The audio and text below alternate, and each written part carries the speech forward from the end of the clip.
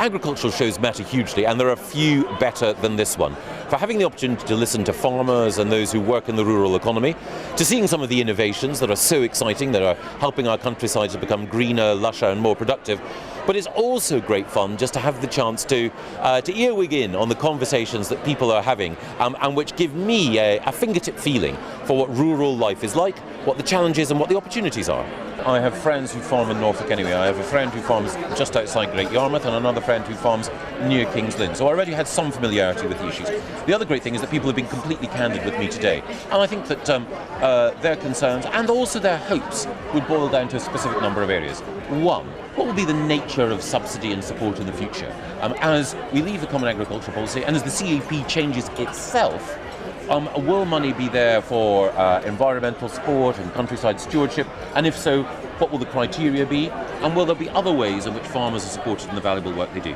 So money is issue one. Issue two is labour. People want to have a guarantee that they'll be able to secure the labour that they need in order to make sure that our rural economy keeps growing. And one of the things I'm determined to do is to make sure that as we fashion a new migration policy, that the needs of agriculture and the rural economy are at the heart of it. And I think the third thing that I would mention is just the opportunities provided by new trading arrangements.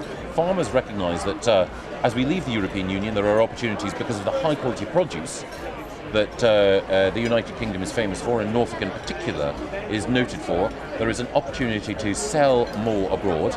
But we also need to make sure that as we do sell abroad, that we do not compromise high environmental or animal welfare standards. Subsidy, if it's applied in the wrong way, can actually make farms less productive. So because some other countries have subsidy systems, that doesn't necessarily mean they're as productive as we can be. So it's about getting support right, designing the system in the right way. And the second thing is that when we're thinking about competition abroad, what we can compete best on is quality.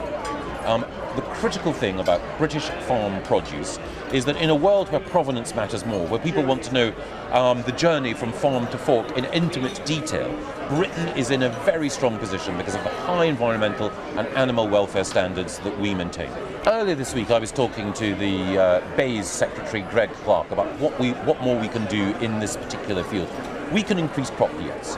We can have a more sensitive environmental footprint, and we can also ensure that there is less waste in the process of developing food through using some of the breakthroughs that are being pioneered in this region in the whole field of agri-tech. And we can also use big data to better analyse what works in particular circumstances. And as a result of the commitment to maintaining spending on science, which Greg secured, I'll be working with him in order to ensure that agri-tech is at the heart of our industrial strategy and at the heart of our approach on science.